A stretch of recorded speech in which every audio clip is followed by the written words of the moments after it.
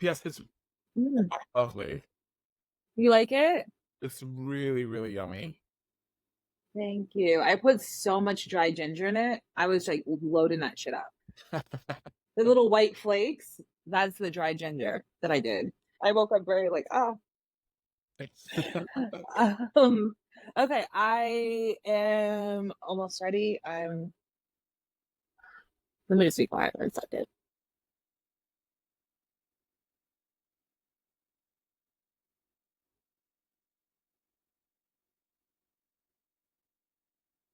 Take some deep breaths too.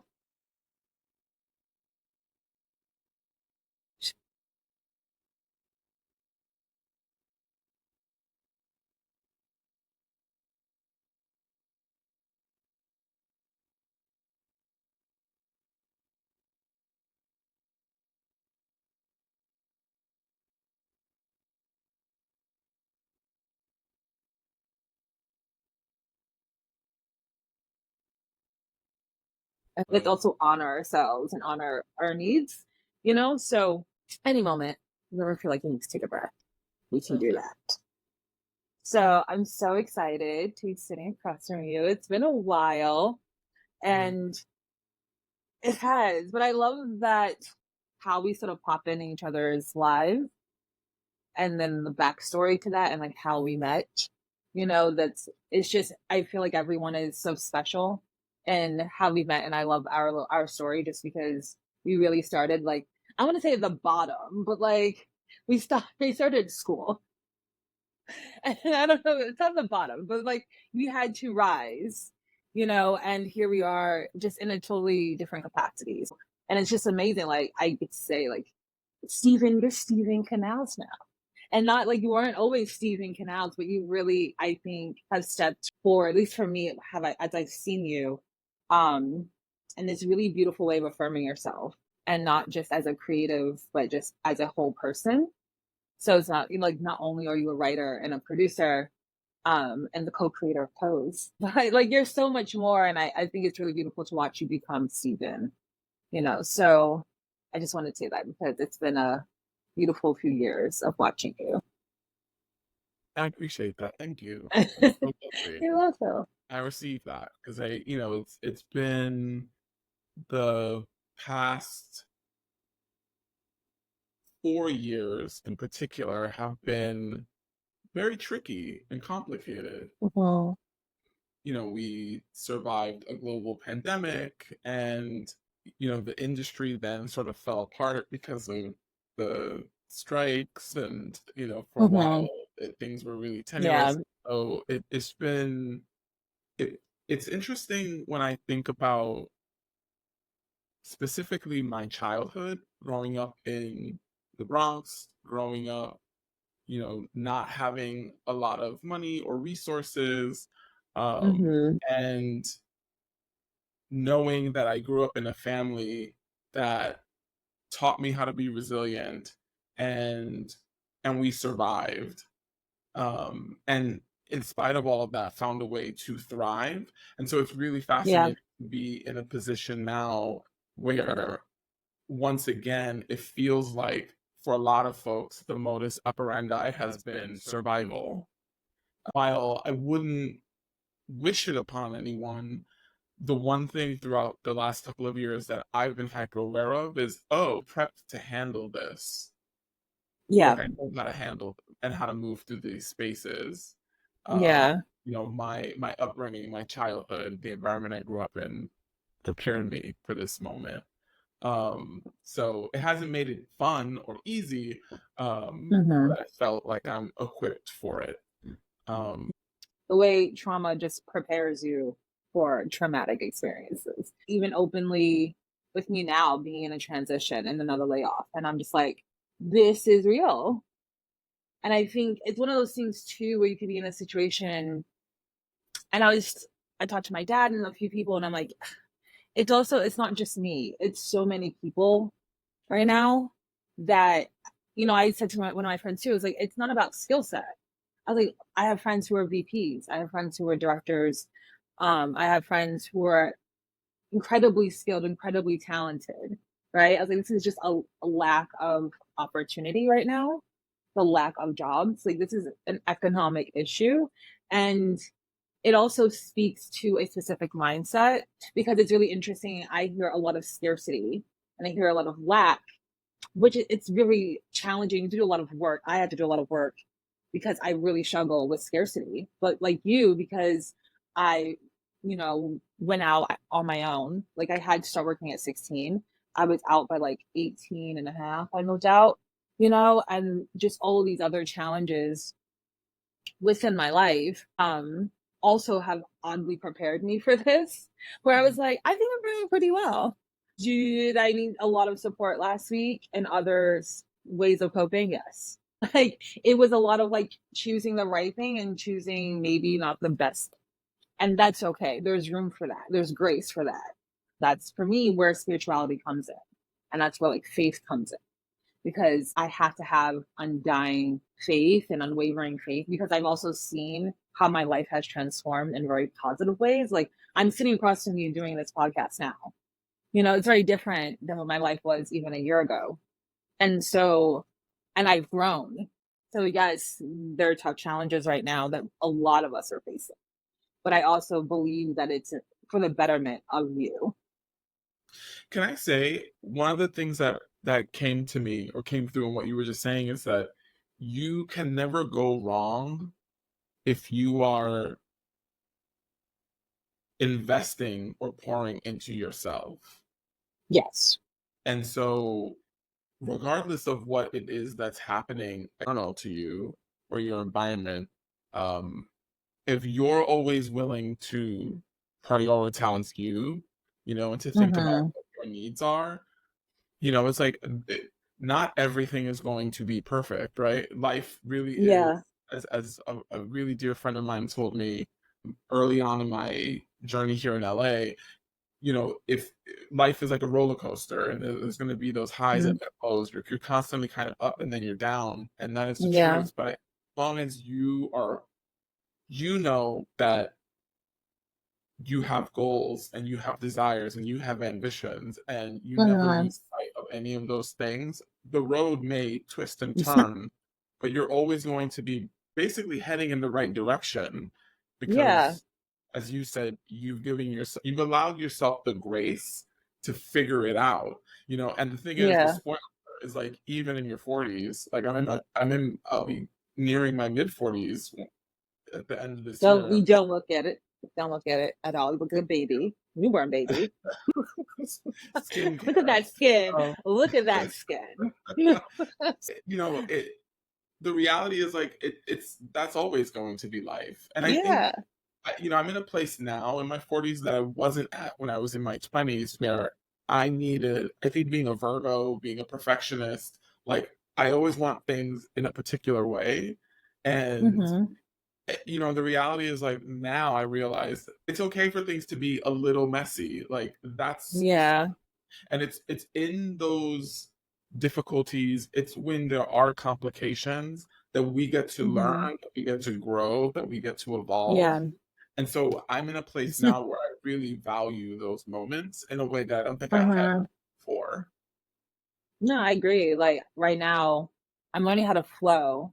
And like you, like, perfectionist. I think that's a lot of us. I think low key, a lot of creatives, especially executives too. I'm like, we have a lot of like failure complexes, perfectionism. I was like, we deal with a lot of core issues, like not feeling enough, not feeling worthy, imposter syndrome to the highest. And I was like, a lot of us are probably on the spectrum. The way we operate is very specific. And um and I say to someone on the spectrum, I'm like, I understand now as an adult, and it took me a long time to understand the way my brain works. And I was like, that's also why like I'm so perfect for this type of job, this like obsessive personality as well, and then perfectionism, and it's just like this impossible mountain to climb. It makes you great at the same time, but it creates a rigidity. It creates a need for control, and so that's how it also extend to other issues for me as well. And in doing the work, as you're saying, is learning how to flow through this, how to be like, all right, like you said, it's a roller coaster. Like, I could ride, and I feel like what you're saying is I could ride this and still have joy.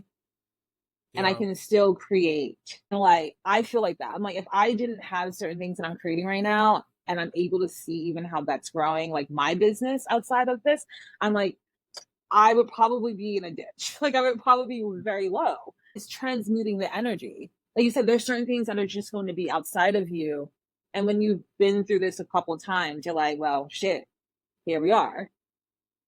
And I can choose to invest in myself and invest and believe in myself and believe in what I'm creating and who I'm creating it with, and know that that's going to amount to something, even if it's just a personal joy, you know, that and healing. Like that can be enough as well. It absolutely can. And I hope, just to reflect something back to you, I hope that you're feeling that, because I think, as you were just pointing out, you're in a place of transition at the moment. And Mm-hmm. I think, from the interactions and the conversations that you and I have had, uh, in person, both on the phone, and I'm thinking specifically about the very first time that we ever met in person, when we were introduced to one another. And you can suss out very quickly a person's energy.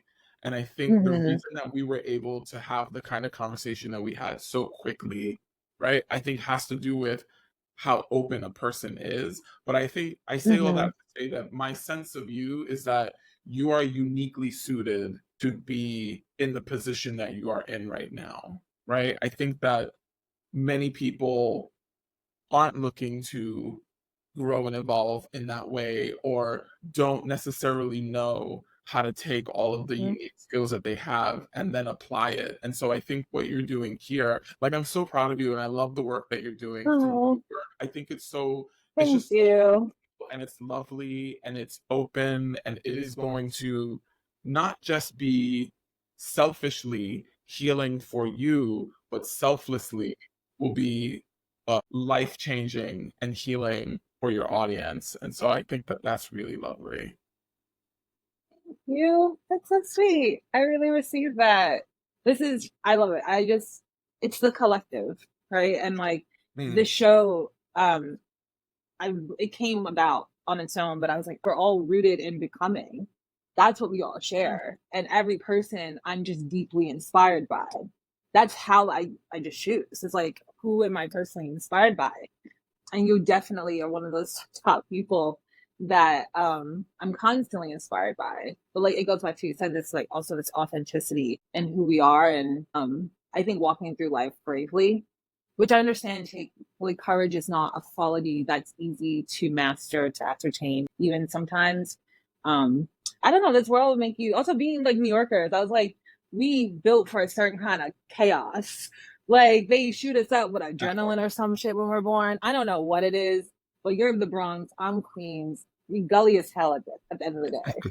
And so I was like, I appreciate, I guess I could, when I talk to my dad, like Rufa was saying, like my dad's from Bed-Stuy. My mom's from St. Albans.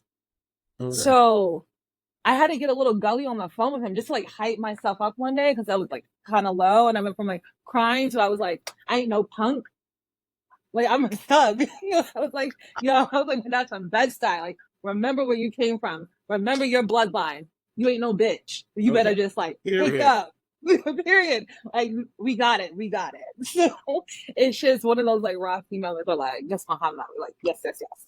So I really appreciate that. And like we can get to the first question. There's only one question that I have that is consistent throughout the whole show. Mm, Everything else is just, we're gonna flow as we have been. love it. And it's been lovely. And that is, what is your purpose? Hmm. I have felt, and it's interesting. That's a great question, and I want to say that my I know what I want the answer to be, or at least what the Mm-hmm. answer has been Mm. over the years.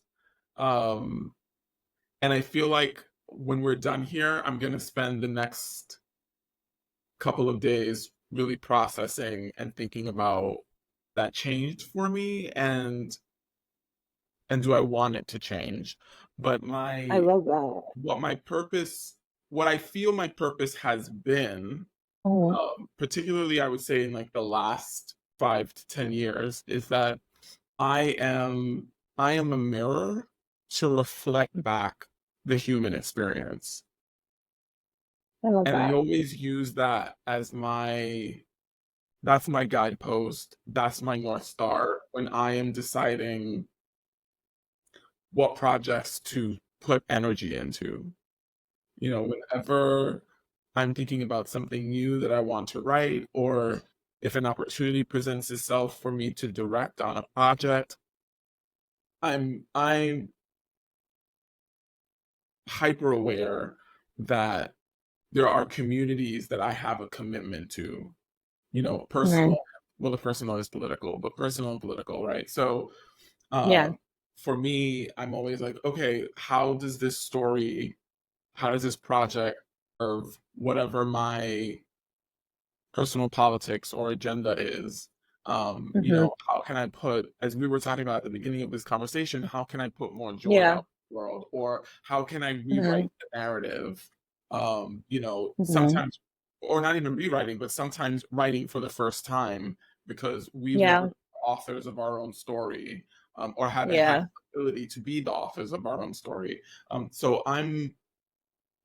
So anyway, I say all that to say I feel that my purpose today is just to reflect back the human experience, to find ways to connect us all as beings, because Right. my personal ethos is that Earth is a communal space and we are Hmm. all sharing in it and we all have a Yeah. responsibility to care for it. Um, Hmm. and and so we all have a responsibility in participating, in this beautiful experience that we're all having for however long we're here for. Yeah. I love all of that. When I hear your purpose and then I see your actions, they're completely in alignment with what you've done. And I think Pose, of course, is an example. That was your baby, your creation, which I love the story of it. Even behind, like, people didn't know that you had it in a drawer. Or like, didn't you have it in a drawer for like a year and a half? Something like long A year time. and a half, 2.5. Yeah, it was a little while Two and a between. half. Yeah. Yeah, And the divine timing of when it happened, like, it's just those moments. I feel like you're one of those moments where I can actually look at your life and go, that was divine timing. You were hmm always in alignment, always. And I think if you look at how you built, how you've grown over the years, I mean, it's like without even knowing the story, I could see in that one moment that I was like, oh, I see how your life was orchestrated for you to grow and have these certain challenges and grow in this way, but also develop this mission, develop this purpose, and really not even develop it, but I think excavate it. And then you're sort of refining over time. And you're using yourself as a conduit. And we've talked a little bit about spirituality before, but that's what I hear within you. And I relate to it because that's how I feel. I feel I'm just a conduit. I'm a tool. That's what I want to be. I love the language that you use of divine timing, because this is Hmm. something that Sherry Marsh, who is an executive producer on Pose, one of the things that we've talked about is when it comes to Pose specifically, that the timing was right. Hmm. She always said to me, both as a friend, as a collaborator, everything is about timing. And I've Hmm. always sort of, and this is a question that I've wrestled with. Like, she and I talked about this, and I personally wrestled with this, is timing feels kind of out of our control, right? It's like so Yeah. many things have to be in alignment for timing to work, Hmm. or at least to work in our favor. And I love the language that you use. And I've never thought of it that way, but I'm going to hold that close, the idea of divine timing, because I do truly believe that we have our spirit guides and we have our angels. Yeah. And as I used to say, as I've always said in my adult life, the universe conspires for greatness. And so I Hmm. love the idea that there's, which I believe is that, that there's obviously a higher being and an order, and that all of that factors in to our journeys, and Yeah. that timing really isn't just about your preparedness or your being ready. or your ambition, right? But that Yeah. there are absolutely, there are the folks who know you and love you who have crossed over. And then there are those guides that were given to you at birth Well, that absolutely are looking out for you and watching yeah. your journey. And sometimes, moments happen in our lives that don't feel great. Like those are not the moments that we want to be in. We lose opportunities.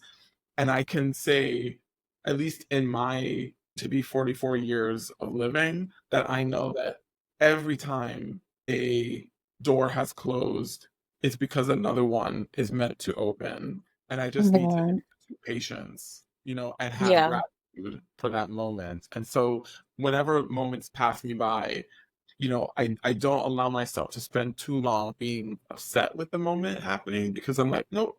I always remind myself something better is on the horizon. There's a greater Yeah. moment to be had, and that is coming. And I always know that to be the case, and it's never not been the case for me. And so, Yeah. anyway, that's a long-winded way of saying I love divine timing. I love that. Yeah. Everything's divine. I love it too. I love that we relate and even listen to it. And I'm like, um, how spirituality really guides us.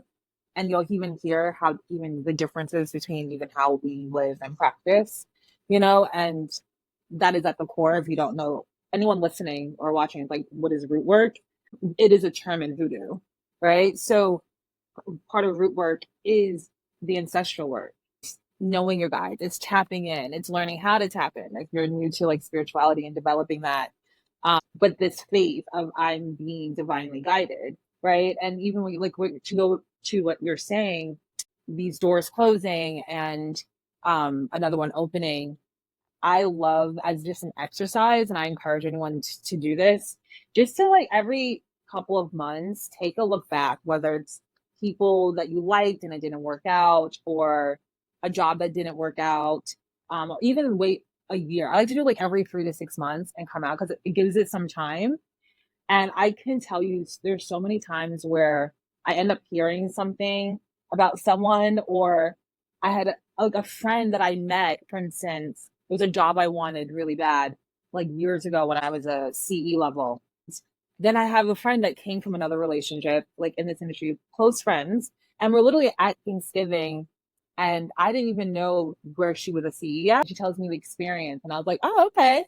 So higher power said, you weren't supposed to go through that door. Like, you thought you were gonna love that job and that person and that boss, but here you are, like, with a friend who had that role, and they're telling you something very different than what you thought it was gonna be. Mm, And I'm going, see, I was being protected. yeah. It looked like a hardship back then, right? Because I was really like hustling to get a CE role, but I didn't know that I was being guided in a totally different trajectory. Like, I could tell you so many things that happen after that that are just beautiful, and down to when I was in like Europe, when I was in Albania. I remember you messaged me, and I was just like in mentoring. I'm like, I could tell you everything that led to it that had to deal with not getting that job Mm, and being able to live in that way. Right. And that was like higher power. Also, like, I need to do trauma therapy. So I had to leave the country. So there's like so many levels to what happened, that it's a great exercise to see how God works, like how mm, the divine works in your life, to just see like how many times you actually really been blessed in so many different capacities. And then have people like poured into you, new friends that have come in, people that have exited. Like, just pay attention, because you will see, if you want to see, if you see, I if you also want to see, want to see you yes. have to be open to receiving it. Mm-hmm. The You other thing have that to. came You to have mind, to believe. you I'm must, you sorry. must. The one of the things that came to mind as you were speaking is it made me think as well about, if you are open to receive it, how again it creates this really beautiful goodness between all of us, right? I had a medium Mm-hmm. tell me when I was in my mid 20s that my sister and I share an angel. And she told Well, me, and somehow she knew this, when I was an undergrad, when I was in college, I was really mm, ill, And, you know, like I knew I didn't feel great, but you know, you had your responsibilities, and I was going to class, and you know, I was living on campus. I was away from my family, so um, you know, that I hadn't learned how to institute self-care yet, and I Mhm. got really, really ill, and then it wound up becoming basically I had a walking pneumonia, and Oh you know, gosh. head I knew home. some of that, yeah. It was terrible. I had to take time off, and anyway, all that to say that I was really sick, and then finally, you know, it took some time, but I got better. And this woman, this medium, told me this was, you know, years later. This was like nearly a decade later. She says to me, you know, the angel that was protecting you and ensured that you didn't transition when you were dealing with your illness is the same person who ensured that your sister didn't cross over at her birth. And my sister, when she was born, the umbilical cord wrapped around her neck. And Oh so no. my Yeah. like an emergency moment when my mom was giving birth to her. And so that this woman knew that we both had these moments, but there was something for me that was really comforting and has always been comforting to me as a like, my sister and I are almost 11 years apart, and I'm very, very protective of her. But to know that we not just have a shared experience as siblings, but that we also share Yeah. this angel who's doing Yeah, double this looking out for both of us yeah. makes me feel very comforted. No, I feel like the spiritual bond that's Yeah. being it's like that's a special connection. I guess I would say if I was gonna relate to something like on this plane, like a twin connection. When you Hmm. feel like you have the same protector. Mhm. And it made me think like the question I want to ask is there were like two, but I don't want to lose it, so I'm gonna just say it first. So we can always go back. Which is how because you talk about being a mirror, but it also made me think about just how much you as a person, like as a friend, as in so many different role identities you have, right? As a friend, as a brother, as a partner, as creative, are pouring into other people. And so I wanted to know how do you care for yourself? Like how do you pour into yourself? And then how does that intersect with your spirituality? I love So I guess that. it's like they're connected. Yeah. They absolutely are connected. I love that. One of the things that I do on a nearly daily basis, there's some days where I don't, but is that I always take walks. So I love to take a long walk. Um, you know, if I have if I'm busy and have a lot to do, it'll be, you know, it's never more than maybe half an hour. But if I have, you know, an abundance of time, anywhere from an hour to an hour and a half. But I love to go for Well, long walks. And here in Los Angeles, like there are parts of LA where you can take those walks and be in nature. Um, yeah. and Even where we live, yeah, yeah, even here, you like know, I walked to your place. Yeah. With my dog. I She love loved that. it. My favorite places, I love to be, it's funny because I don't swim, but I love to be near bodies of water. So like I love walking past like the Silver Lake Reservoir is one of those places that Yeah. I love. Uh, No. you know, So and peaceful. it's really interesting because in that space there is I don't know if it's a tree or a type of grass. There's a very specific scent, and it's a little sweet. Almost reminds me a little bit of cinnamon, maybe, but Well, not as spicy. But there's this particular smell, and I can.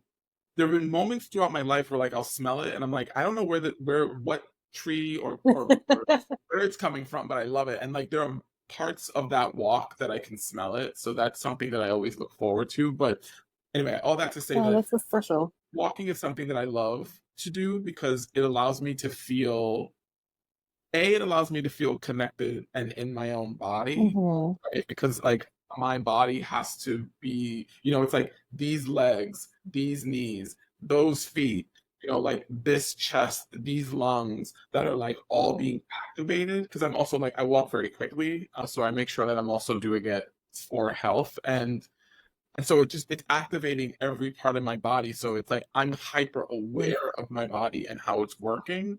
But I also love, depending on the day, you know, if it's a cloudy day, if it's a very sunny day, if it's misting out, like there's something about just being connected to what is happening separate and apart from us, right? It's like Oh, the sun is out and that is, you know, and it's bright um and that's just a very different experience from a day where it's maybe a little balmy and cooler. yeah.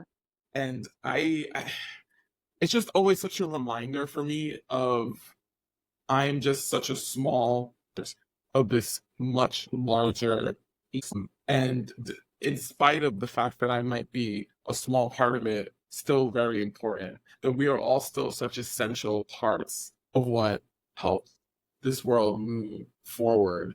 For me, like I always feel hyper connected to myself and to the world when I'm walking. You know, it's like right now because we have all of these trees and flowers in bloom, I'm seeing a lot Mm. more bees out, right? And I think Yeah. like people typically might be like afraid of bees because they're like, oh, I'm worried that I might get stung. Like We need here, them. I see them and I think, oh, again, bees such an important and integral part of the ecosystem, and Hmm. seeing them out, it's like I don't know. I love that. I love it. I love the feeling that like we're all sharing this environment Yeah. and Yeah. not But you being as also marvel at it.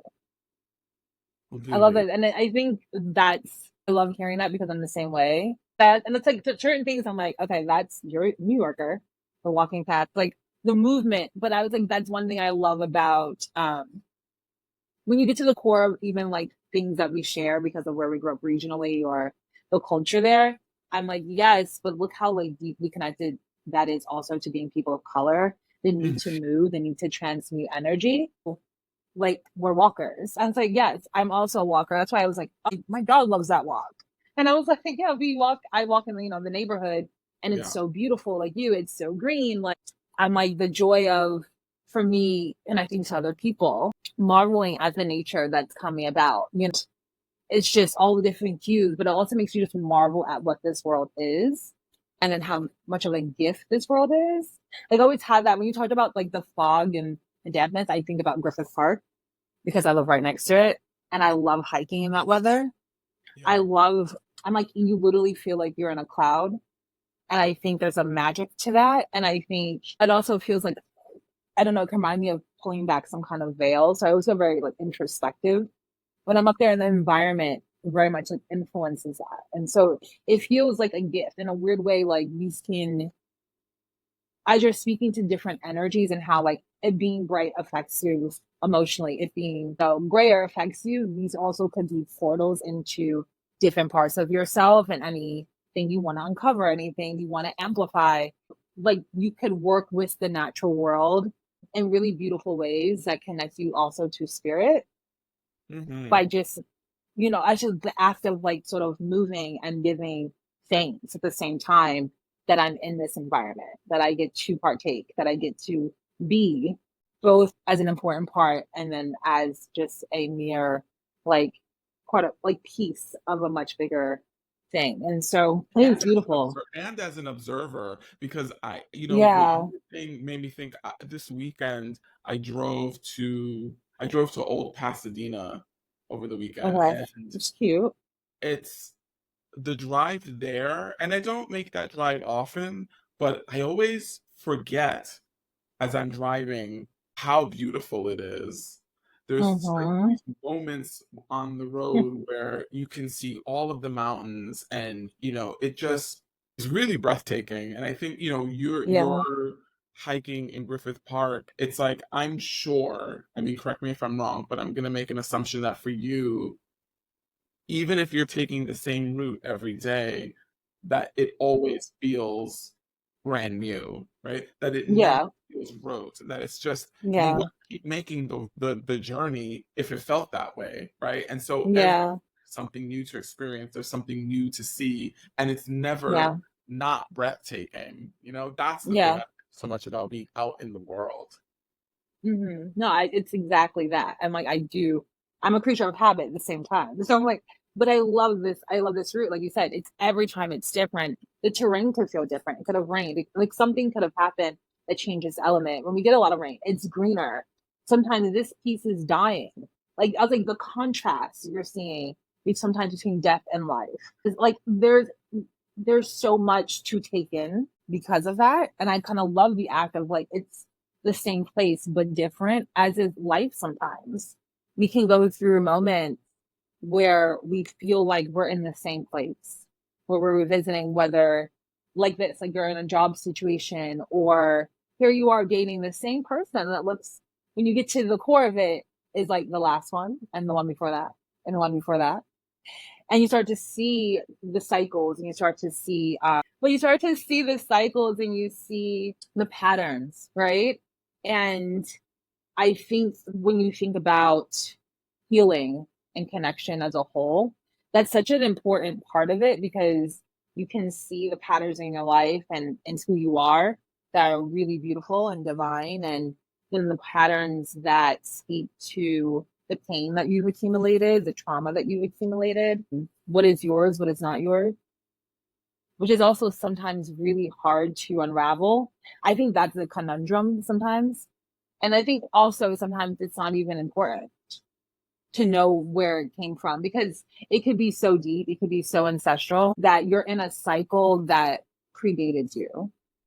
You know, so I'll just say I can kind of go in, but I think the experience, to go back, the experience of ascending the same mountain, so to speak, ascending the same problem, the same obstacle, it kind of goes back to what we were saying in the beginning. You could look at it with joy. You could look at it with marvel, as you have to like really push to get to the top. It's challenging. I think that's also why I like it, because it's such a metaphor for life. It is challenging to go through these things. Yeah, I truly believe it's necessary. I mean, sure, things could be very easy and we never face challenges and we're, but I'm like, but where would the growth come from then? Is that just relying on something else to program us to grow? Like you have to have experience in order to get there. And then I think also to have appreciation, to have empathy, and to ultimately have love, you know, and that's something I want to, how do I ask this question without guiding you into it? I'm trying to ask a question that gets to the core of Bell Hooks' love ethic. Because of the sounds that you live by.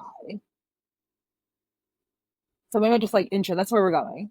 So just keep that in mind. The love ethic. And I was curious to understand moments in your life, it could just be one, whatever examples you want to use, where you really felt like you either brought forth something through the love ethic, or like you feel like someone else has really poured into your life in a way that's in that kind of alignment, and moments where you didn't, and how you handled something like that. Is that too broad of a concept? Or like, should I narrow it down? No, I think I I guess, understand what you're asking, which is,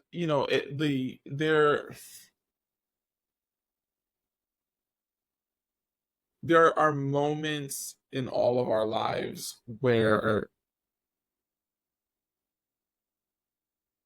specifically where people are pouring into us, where people are offering us of support, aid, where folks are showing up for us, sometimes when we don't have the capacity to do that for ourselves. yeah. And it goes back to something you and I were talking about earlier, which is, do we have the capacity in that moment to receive it? And Mm. I think that all of those moments, it always has to do with where we are in a particular moment, right? Like, I know for Mm. sure there have been moments where people have showed up for me in very particular way, and I couldn't see it. So I couldn't receive it because I just didn't have the capacity in that moment um to receive it. I think that and that's always, I suppose there may have been a time in my life where I would look back on those things like with regret, but I think that that's part of, it's just part of living. It's part of being a spiritual being, is that Yeah. we are we're imperfect and we're fallible. And I think what's Yeah. important is that you surround yourself with people who are, well, two things. One is that you have a spiritual practice, and then Mm, two, that you have people around you who are going to not just nourish you, but folks who you know that you can also pour into and nourish as well, right? And it's that yeah. lovely balance of, like, I'm thinking specifically right now about like my best friends Mm, who, our relationship is kind of like the scales. We're always sort of up and down because there are going to be mm, times where some of us need more love and more care. And the thing is, like, it's reciprocal. So we know that we're mm, going to be in that cycle for one another. And mhm, that's important. But I also think that, and I'm going to connect what you just asked to something we were talking about a moment ago, which is in this journey of life, I think that something, and this is anecdotal, but I would assert that I think specifically like Black and Brown people, especially in this country, that we haven't been taught how to dispatch all of the traumas and all of the parts of the journey that are starting to weigh us down. So I think that yeah. many of us will have those moments and we'll be able to look at, this is where things began and this is the place where the moment has ended. But we'll continue to kind of, we live with the scars, but somehow we'll still carry the baggage. And I know that that was something that it took a long time. In reality, it took therapy for me to learn how to let Mm, go of some of those moments. Like, you yeah. have through the moment, and it's okay for you to let it go. Like, you don't have to feel Yeah. the responsibility to continue to carry it. And I think Mhm. I want to connect that to this idea of being able to allow yourself to receive love and to be poured into. It's like sometimes you don't have the capacity because you're so hyper focused on carrying the weight of pain and trauma. And it's like, I need to let that go. And in the process of letting it go, I allow myself to open my heart and receive. Yeah, I hear just a lot of grace that you give yourself and other people. And that's just important. It goes into like the inability to receive, I think also requires the ability to give yourself grace for that, for those periods where you simply cannot pour into yourself and pour into other people. Moving then from grace and going, I think you went, wait, I gotta remember. Because you went to another part where I was like, okay, I love where you're going, where it was like, it was spirituality and eating at spiritual practice with the baggage that we carry. Okay. So when we get to that trauma and we said about for people of color, especially I think for Black and Brown people, how it's not just that this situation happened that was traumatic. We live there because, and I think, something we said earlier was that we are also uniquely equipped to deal with like these big moments, these catastrophic moments because of the traumas, like because of the hardships. But then also it lives in your DNA, right? It's like we also get so trapped in it because it was so horrifying, because it was so heavy that it's like quicksand sometimes. And I think it can feel like you're moving forward, but you're sort of dragging and it gets heavier and heavier.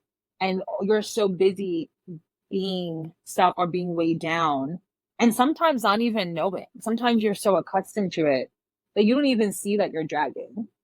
And you don't even see that you're so preoccupied, like trying to drag all of this stuff with you, that there's so much love in front of you and there's so much coming for you. So yeah, I feel like it's really interesting also to then see this other side that's emerging where I think a lot of people in our age group are becoming aware of that and going, okay, how do I sort of fix myself? How do I heal myself? How do I heal my ancestral line? And it goes into like the spiritual practice that you were talking about. That is a main connection to doing that, right? It's fine. And also, how do I shed everything that is not me? And that goes back to you're saying when we get trapped in these moments, it is a moment, it is a period in time. It doesn't negate the impact of some of that, it could be one of the most traumatic events of your life, but it's over. And it's being able to accept that it's over.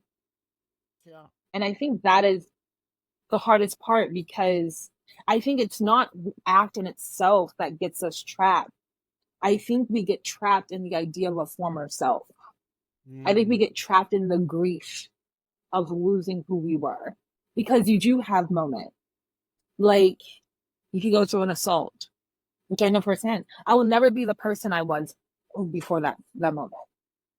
That person's gone. So it's also not just dealing with the grief of that took years. It was dealing with the resentment. Yeah. The resentment that a part of me felt like it was taken. I think that's why it's so triggering for us when we do get trapped. Is maybe because it's not just our trauma for that moment. It's something that happened to other people, right? In our lineage. You carry like, what is it, like 100,000 people in your body, their DNA. So imagine their wounds. So it's when we say we're triggered, and I think our generation feels it so acutely, because we're like, we're carrying such a long lineage. I feel like it's impossible not to get triggered. And Well, that's when you realize what is my wound and what is also on someone else's. absolutely. I mean, I think the things that we're contending with it's historical trauma, there's the collective trauma, Yeah. and so, and there is I think in many ways, um, there's a necessity to honor it. Mhm. And then as a result, it feels like there's a responsibility to continue to carry it. But I think to your Mhm. point, there's also expectations that then are put upon us, right? So Yeah. whatever the specific traumatic experience that you as an individual have gone through, I think there's your own understanding of self and how that has Mhm. impacted you. And then there's other people's expectations around who you're supposed to be, right? So I'm thinking Yeah. you just what you shared, and I'm sorry that that happened to you. And Oh, think thank you. about Long time. people's what you were articulating around how that has shifted you, right, at its Mhm. core. And I'm thinking specifically, and if it hadn't shifted you, what Yeah. would the response be from your community, right? Like there's always an Yeah. expectation put upon us about at any given moment who we're supposed to be and how we're supposed to be showing up for ourselves Mhm. and for others. And Yeah. part of this conversation that we're having around dispatching those expectations is just in those moments when going back to spiritual practice, in those moments when you're alone and you are taking that hike in Griffith Park, in those moments when I'm alone and I'm taking those walks, you know, Mhm. who are we? Who do we want to be? Oh, and that Yeah. really should be the only master that we're serving. I Yeah. to learn how to let go, how to release this understanding or expectation around who I'm supposed to be based on what other people want. And that's including family. And I get that, because also a question I came up around that for me, and I went through a career transition. That was part of breaking free and asking that question and going, this whole career I built was actually not mine, was not my dream. I was appeasing someone else, right? And I think a few people that we know, probably mutually, we've seen go through career transitions where they left a whole industry, and because they realized, they ask themselves, who am I, right? It is, what is my purpose? Who have I been living for? And if not me, then who? And then I feel a really important question, how would I phrase this, is um if I didn't have the trauma and expectation placed upon me in whatever way, what would I be doing with my life? And I think that's really important. And I had a conversation with another guest, Spirit Tawfiq, who's an anti-racism advocate and a playwright. And we are talking about other things. And I said, like, what would you want to be doing right now? and for her it was photography. And so we brought up that question. I said, well, if her mother's an actor as well, and I was like, okay, well, if you didn't have that background, so to speak, if there wasn't a need for anti-racism work, if there wasn't a need for activists in this world, if we were living in a world that was actually equitable, that was loving, that was built on a love ethic, and we had our needs met, and we had safety, and all of the things we deserve, basically a utopia, it's Eden, what would you be doing? And I think that can help you really guide you back to answering all these other questions, and who am I? Because you can get back to, I'm a mirror, right, of the human experience. So if the human experience was utopian, what would that look like for you? Not just as a person, but as a creative. What would you get to reflect back? And I've seen that's something to dream. Like, what could you dream of? And I think personally, I'm curious for you, what do you think are one or a few of the biggest things you've had to let go of or and shed in this like process of detachment and sort of unlearning from all these expectations? Well, I think wow, there's a lot to think about and a lot to consider in everything you just said. I would love for us to come back to this conversation, that specific question, in like a year and have like a Okay. reflection on it and a post because Please, I want some people I want to like track. Some people I'm like, please come on like every year. I would love that because I think what I'm going to say now, we're always evolving and changing, and so things shift. And I think, it's funny I think what I'm thinking about processing, maybe struggling with, is that I know that who I am right now as I sit before you, and specifically perhaps as a creative, is a direct result of my experience. The traumas that I endured as a young person, growing up in an environment that, wasn't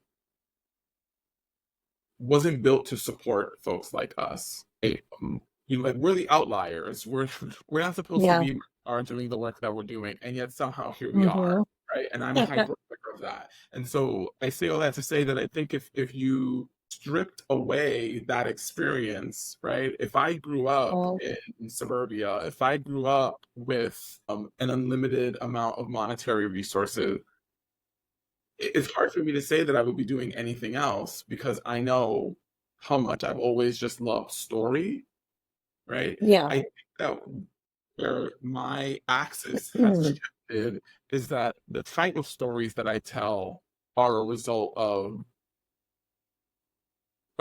my upbringing and a result of the lenses that I use to look at the world. So I think my answer to that question of like what would be different or what would I sort of be doing, I think I would still be doing what I'm doing now, but I probably would, the focus of the work would be different, right? Like right now, so much of what I do and the stories that I want to tell is all about excavating those histories and those narratives that have been lost, or taking the lens that has been firmly planted in one direction and shifting it in another just to show that there are other perspectives, other stories, other lives, other people who have been impacted. And so perhaps that would be less paramount for me. But I can't imagine doing anything other than what I'm doing, which is telling story. Perhaps I wouldn't be making film and television. Maybe I'd be writing a book or I'd be writing poetry. I think I would still be a storyteller because I think we come from this rich history of, like the oral tradition is so incredibly important within communities of color. We know that.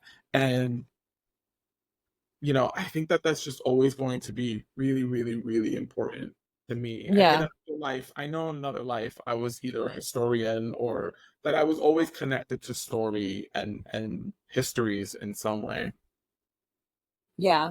No, when you said that, it made me think like I feel like my brain goes way back. You gotta think like real ancestors. And there's always I feel like everyone kind of had like a function, you know, and I think didn't Plato kind of do this as well? Or is Aristotle where I think with Aristotle, where each person had like there was like four different groups you could be broken up to. Like you had your builders, so to speak. You had your philosophers, your storytellers. You had your healers. You had everyone had a function. I said that's also a great way. And I think listening to you, I'm like, you know, at your core, sort of what your like divine function is. Like you said, you're a mirror. You're like, no, I know what my function. Like I'm even in that you affirmed it. You're like, I would still be a storyteller. I would still be a mirror in this way. You know, it's just like it's also like getting to if you're a healer, there's so many ways that can show up in the world. There's so many professions, you know, that it can take place in and what you choose to heal with. Like what is your material, so to speak? Um, and it can be a myriad of things, but it's getting to the core of that and also the spirituality within that. Being like, I was blessed with this talent, you know, this core mission. And even listening to you, I was curious to know what does your spiritual practice look like? Of course, you don't have to be too personal. Like there's certain things I don't share, but what that looks like, where it came from, and because I know your grandmother's an herbalist, which I think is beautiful, and you're Puerto Rican, so there's like also deep. There's so many roots there because you have like the indigenous, you have African slaves that were brought there. So there's a meld of so many different cultures because also like you think Africa, but there's also different countries, different tribes, so they're all bringing their own traditions. So I'm really curious, like what has been passed over, like what you created yourself, and yeah, how you just created your own spiritual practice. There was a period of time in my life, and truth be told, I don't practice it anymore, but I was practicing Kundalini yoga. And such a Mm-hmm. large part of Kundalini is to, tap into like your third eye and to be centered. Mm-hmm. It's less about movement and it's more about breath and being Yeah. centered and connected. And, like I said, I think a large part of that spiritual practice for me now has to do with movement.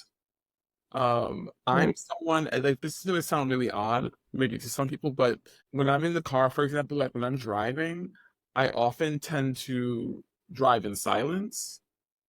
And Oh, okay. I, and similarly, like if I'm walking, like there's something about taking in the sounds of the soundscape, Mm-hmm. but also just being with myself, like being in my own head. I know like some folks love to journal, and that's a big part of their Mm-hmm. practice. And for me, it's like there are times where, I mean, my brain is just always going. I'm always thinking Mm-hmm.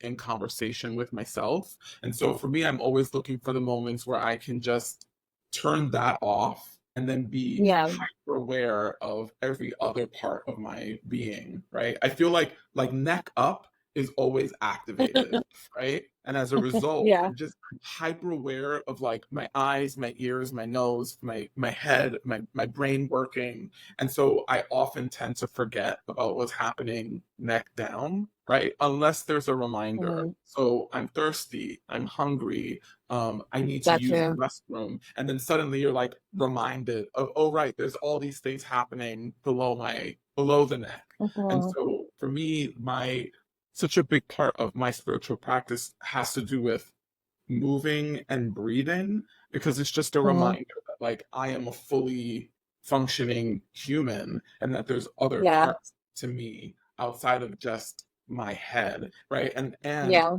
another big part of the spiritual practice for me is shutting my brain off so that I can then allow myself to honor not just the environment that sometimes I'm is passing me by because I'm so Mm-hmm. in my head and thinking. Um, so that for me is important. So, and I can do that even without moving. So sometimes it's sitting and it's having a lovely cup of tea. Sometimes it's sitting and it's reading a book or reading an article, or um it's just it's simple for me. Like this, my spiritual practice often is just it's quieting the noise in my own head. I should be specific, Mm, um, and trying really hard to just be centered and in alignment with myself. yeah, Which I feel like I've learned how to do through practicing Kundalini. gotcha. That like I can kind of happen anywhere, so Hmm. if there are moments where I'm feeling stressed, then it's okay for me to take a moment to just breathe, Yeah. and remind myself, like, taking a breath and breathe and then exhale and allow myself to feel grounded wherever I am. Mm. I love that. That sounds like where you must. Is that where you feel your higher power the most? Like in those moments? I think so. Yeah, I mean, it's interesting. I don't know that I've ever really thought of it in that way, but I think so. I think that I know that I feel the most, I guess in that sense, I feel the most activated when I'm moving. Well, Like and again, I'm being intentional because obviously, like, I feel activated if I'm working, but like my creative work doesn't feel like I know some folks whose creative work is their spiritual practice, and so those things are well, connected. I think perhaps because of the business of working in film and yeah, TV, working in Hollywood, like it now just feels like a job, and I love it, but it's work. It doesn't yeah. uh, it doesn't fill me up virtually. But being outside, like being out in the world and moving is really important. Has gotten really important to me. I think partly because so back to the very beginning of 2021, Uh-huh. there was a 14-month period where I lost two aunts and both of my grandmothers. I'm so And sorry. It's a lot. yeah, it was a lot. Yeah. And specifically like my on my maternal side, um, Uh-huh. my grandmother who passed away had been living with dementia for 10 years. And Uh-huh. my aunt was diagnosed with uterine cancer, and it was really unexpected. And it sort of, she was between diagnosis to her death was 8 months. And this happened Wow. right on the heels of my grandmother dying. So it was like 2, 3 months after my grandmother passed, she got this diagnosis. And then literally almost a year to the date, we're right back in the same funeral home, mourning and then burying my aunt. And I think the process of their transitions, like that obviously was a very interesting and really spiritual process as well, to like see a person come to the end of their life. And it wasn't unexpected. I mean, it was there were my aunt's diagnosis was unexpected, but by the time she passed, like it wasn't like we didn't know she was dying, right? Like we knew, Well, she knew. And similar to like when my grandmother was on her deathbed, it's a different process if there's like a tragedy and someone crosses over. yeah. It's a whole other thing when it's like, oh, we know that this is happening and we can see it happening. It just changes the tenor of the experience. And I think ever since both of their deaths, I've spent a lot of time thinking about my life. So how do I want to live? And I think that that's their deaths have impacted for me what we're talking about in terms of spiritual practice, because I think such a Uh-huh. large part of what I want to make sure I'm always doing until whatever my final moments are is that I'm always taking in the biggest breath, right? And filling my lungs to capacity and being grateful for the work that they do, right? Because I think about Well, my aunt, for example, who at the end of her life had to be connected to different means and things to help her do that work, uh-huh. right? And so there's something about moving through the world and having a deep sense of gratitude for even on days when, like I have this left knee of mine is constantly, giving me some trouble and it hurts. And even on Well, days where it hurts, that I'm like, okay, knee, but I still have you. and we still are going to support each other. And so I'm going to go for the walk anyway. And perhaps on this Hmm. particular day, I'm just not going to walk as fast, but Hmm. still have each other and we still support each other. Yeah. And I'm going to be here to nurture you, and you're going to continue to move and be there to support me as I move. And so Mm. it's just having a deep, deep sense of gratitude for this vessel that is mine, and not allowing myself to forget that. And the process, again, the process of moving is something that allows me to feel deeply connected to not just myself, but I think about them when I'm on those walks. Yeah. I think Yeah. all the sacrifices that my grandmother made when she moved here, for example. My Yeah. grandmother moved, she was in her early 20s and she already had 4 children under the age of 5. And she worked in a factory, in Manhattan, and didn't speak the language. And that was her life, and she survived. And, I have such a deep sense of gratitude knowing that I am the seat that I am is seated in is because of all the sacrifices that she made, right? And there's a sense Yeah. of understanding and an appreciation for the shadow of the sacrifices that I live under. And so Yeah. I'm always, I think such a large part of spirituality for me is like honoring all of the ancestors and knowing that I get to be where I am because of where they were, and just having a deep, deep, deep sense of gratitude for that. You know how much I love the ancestor. I love ancestral work. I hope anyone listen, like, get into ancestral veneration because the jam, or just, come to me because it's my thing. Um, but I love hearing you just the whole conversation truly just embody gratitude and grace and humility. This deep connection, not only to yourself but to the world, and with, like, truly, like, you made me think of a love ethic. I think that you really embody that, and to hear that, I think a lot of people who are especially deeply spiritual can relate to this experience, that it's also so much bigger than you. And it's not in I think it's, for some people, it can feel like a burden, like, I have to break all these curses, I gotta do all this work. But it's also, I think, from what you're saying, such a gift to be able to breathe for the ones who couldn't, to be able to thrive for the ones who couldn't, that we are our ancestors' wildest dreams. And I think so. And I think it's not just because of what we do in terms of career. And I really, really, I support people in sort of divorcing a part of themselves from that. Like you said, like, sometimes it's just a job. And there's a part of you that intersects with it. But there's a whole, most of you, I think, is so separate from it. It's an extension. What really is, I hear at your core, is like this deep desire to remain connected to this realm and support this realm through love and through guidance and through community and through this reflection of, but the reflection is also saying, I'm also one of you.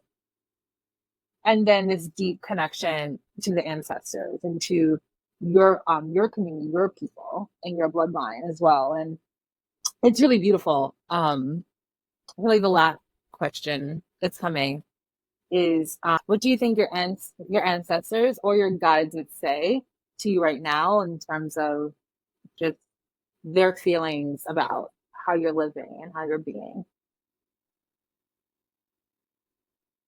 You can get quiet for this one. You want to channel.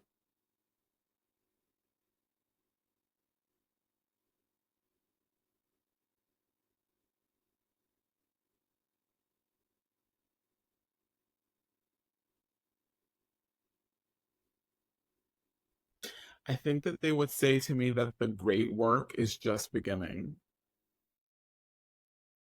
Hmm. I certainly feel proud of what I've accomplished, and I know Hmm. that as an individual and the collective, that there's still so Hmm. much further for us to go. There's still so Yeah. much left to be done. And I think that, they would I think that there would be a reminder. I think that there would be a deep sense of pride it has been accomplished, and also a Hmm. reminder that you have to continue to forge forward. Yeah. Like, don't stop. And it's interesting because it's something that I often see happening, where we're always wanting, I shouldn't say we, but let me not speak in broad strokes, but I often see this happen in particular areas that I move through, and in certain communities where it's like the final destination sort of becomes the focus. It's like, oh, Mhm. it's a very specific bullseye, and so we're throwing the dart and that's what we want to hit. And Mm. as opposed to recognizing that there are Yeah. all these other rings that live outside of it, and that all of that also deserves a and to be honored. And so I think I always want to make sure that I'm moving through the world, and I always want to be reminded that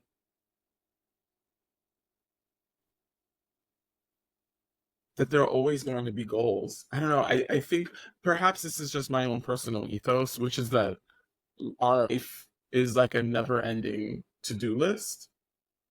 Mm. Like, we're never going to check everything off, right? And there's always going to be Yeah. we may check off, and then there's going to be something new that we add. And I think that, Mm.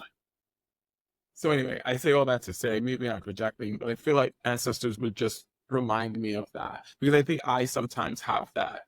Um, I have the habit of, once something has been checked off, then I'm like, good for me. And it's a pat on the back, and I feel like I can stop. And I think it's okay to take a moment to be proud of the things that you've accomplished, Mm. to always be reminded that there's always more to do. And so take a moment to Yeah. rest and to reflect, and to celebrate, but then remind yourself that, no, there's still more to be done. Many people are going to be on this podcast. I'm always like, I think you're just getting started. I think also because so many people I know are doing this like deep inner work and evolving in so many ways that they're meeting parts of themselves that they've never known before, and are also really walking bravely into honoring those parts and whatever Mhm. those parts are asking for. But sometimes that means, like you say, like you could do more. It means creating in a different way. Sometimes it means playing more. Sometimes it means exploring the world more. Like it can, all these parts of yourself are going to ask for more of you, and really, and you can choose to honor that and have a lot of gratitude for that. Because, like you're saying, it's this endless to do list, but I think of it in a really like fun way. It's like a bucket list of life. Yeah. And I tell people now, I'm like, even now with what I'm creating, yeah, I'm like, even now I'm creating, like, you guys don't even know what else is on my bucket list when it comes to root work. Like, we just started. I have so many things I want to create. There's so many tangents. And when you were talking, my mind is very visual. So I get really transported to like different places. And I just imagined the joke just being in like one of those, those really flowy dresses that like Mhm. the air can just pick up. Yeah. And I really imagine just being in this field and like having all this space, and there's all this space behind me and all these beautiful flowers and the wind just being able to pull up. That's what life kind of feels like to me when you say it's this in a to-do list. There's no wrong way. And like you said, this like straight, I think as my purpose, that's like not even like I feel like my inner purpose or my idea of success, I would say, continues to evolve because I think a lot of people, especially in the US, when we think success, we think career. And it's like, no, it's looking at that to do list, that bucket list of life, right? And thinking of it in this really expansive way as it's an extension of me. And so, like, what are all these ways I get to honor myself? And so, I think of it in like this lifting up, this space, this breath that is coming from beneath me, and that I can go everywhere. It's just a field. It's an open field. It's not one road, one destination. You have endless space before you, and it's completely unpaved, right? It's just like all these tall flowers everywhere. It's totally safe to walk through, but there is no paved road. And I think that's really beautiful. And like the quote you're saying, it's just living through love and living this expansive life and Completely. walking forward. Yeah, and Actually, walking forward with gratitude. here, like when I was articulating, like there's still work to be done. It's like we also need to redefine first, or I should be clear in that my definition of work might be different than other Hmm. people's, right? Because I don't mean work in the traditional sense of like you have a job to do or Yeah. really connected to your career. Like there's our self work and self care that's important, but I also think in terms of thinking about that in a more expansive way. Like I love to travel, for example, and there are places around the world that I've yet to like. I can't wait to go to Japan. Right, that's one of the countries that I would love to. Yay. It's on my Never been, list. and I would love to. And to me, like when I say the great work begins here, that's what I mean. It's like there's still like who knows what ways being in Hmm. that country and experiencing the culture is going to open me up, right? And that's Hmm. just more of that incredible personal work that'll just allow for more interconnectedness and more robust dialogue with the Yeah. people life and with my community. And like those are the things I'm talking about. Like we live in America, which is, a capitalist culture, and we're hyper Hmm. focused on work and doing and, you know, earning money. And, it's like there's, there are other ways of being and other ways of living. And so, Yeah. when I say the great work begins here, I think it's opening yourself up to having a more expansive standing of what that means for you as an individual. Yeah. No, I totally got that. It's like you got more living to do. You got a Absolutely. lot of living in front of you. You got a lot of thriving in front of you. And I think to go back to the core of what we've been talking about, whether it's going through hardships and transmuting that energy and all these different ways, it's also understanding that I think a different framework, if you're ever going through any kind of hardship or challenge, is that we're still thriving. I think there's this depiction that we're not, right? And I'm like, as long as you are moving from a place of growth, right? And sometimes you don't just quickly get there. Sometimes you're like, I know this is better for me, but this is really painful. Like right Mhm. now, I'm like, mm-hmm. Doesn't change that it's not hard. But as long as you're coming from that place, you are still thriving. It just looks different. It has a little different, it's decorated. I don't know. It could look a little dark, but maybe it's a little emo. I don't know. It's just, but it's not bright and shiny.